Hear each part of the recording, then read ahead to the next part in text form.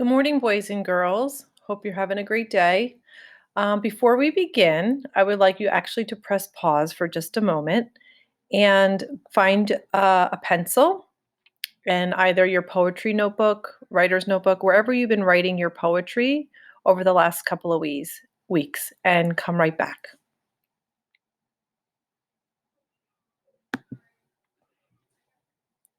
Okay, boys and girls.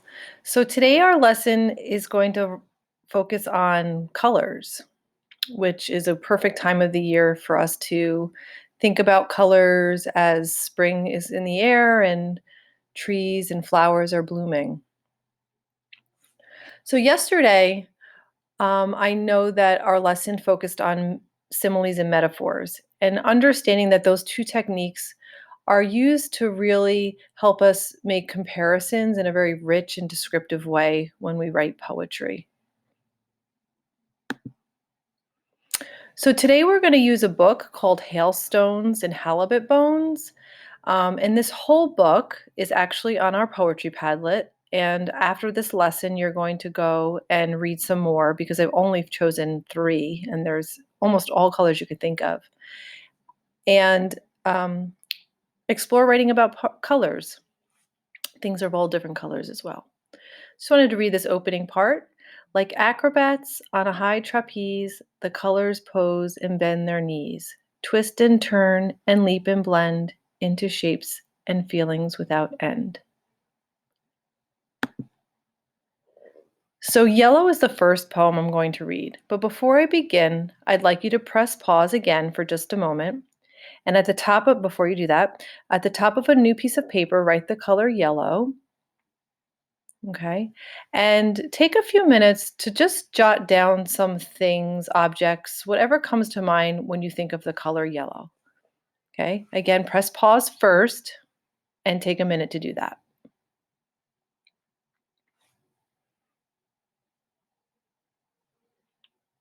Okay. Did you give yourselves a couple of minutes to do that? So as I read this next poem, or the first poem actually, add things to your list, or perhaps things that I read might trigger another idea for yellow. What is yellow? Yellow is the color of the sun, the feeling of fun, the yolk of an egg, a duck's bill, a canary bird, and a daffodil. Yellow's sweet corn, ripe oats, hummingbirds, little throats, summer squash and Chinese silk, the cream on top of Jersey milk, dandelions and daisy hearts, custard pies, and lemon tarts. Yellow blinks on summer nights in the off and on of firefly lights. Yellow's a topaz, a candle flame. Felicity's a yellow name. Yellow's mimosa, and I guess yellow's the color of happiness. So you can keep adding to that list. You could press pause for a moment, or you can come back to it later. Okay.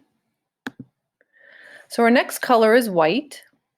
And like we did with yellow, I'd like you to press pause, take a minute, write white at the top of a new piece of paper, and write down all the things that come to your mind when you think of the color white.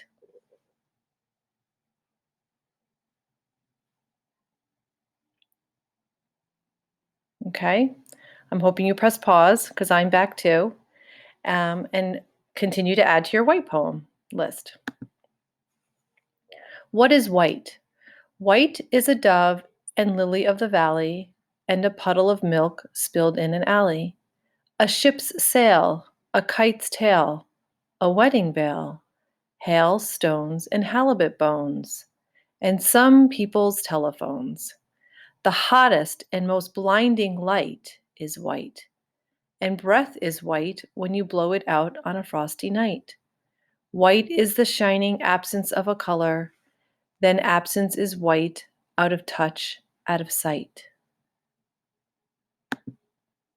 White is marshmallow and vanilla ice cream, and the part you can't remember in a dream. White is the sound of a light foot walking. White is a pair of whispers talking. White is the beautiful broken lace of snowflakes falling on your face. You can smell white in a country room towards the end of May in the cherry bloom. So take a few minutes. You can pause it if you'd like. Write a few more things for white.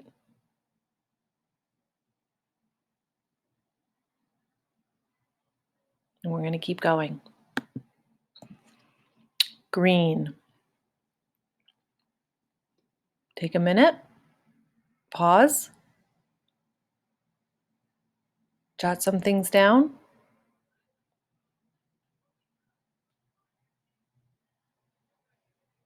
Okay, if you paused, we're back. If you didn't pause, then you got a quick few seconds there to write and you can come back to it later. What is green? Green is the grass and the leaves of trees. Green is the smell of a country breeze. Green is lettuce and sometimes the sea. When green is a feeling, you pronounce it NV.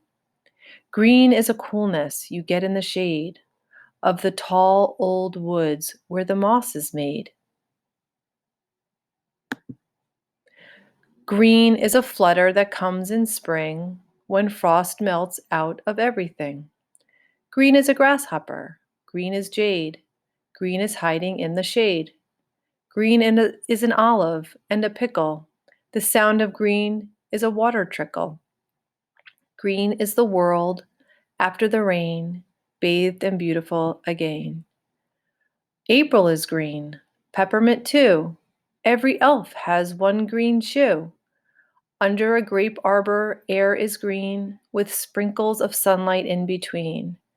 Green is the meadow, green is the fuzz that covers up when winter was. Green is ivy and honeysuckle vine, green is yours, green is mine. Lots of green in this poem. Thought it was fitting for spring as well. You could press pause, add to your list now, come back to it later. Okay, I have one more ending poem that I would like to read. The colors live between black and white in a land that we know best by sight. But knowing best isn't everything, for colors dance and colors sing, and colors laugh and colors cry.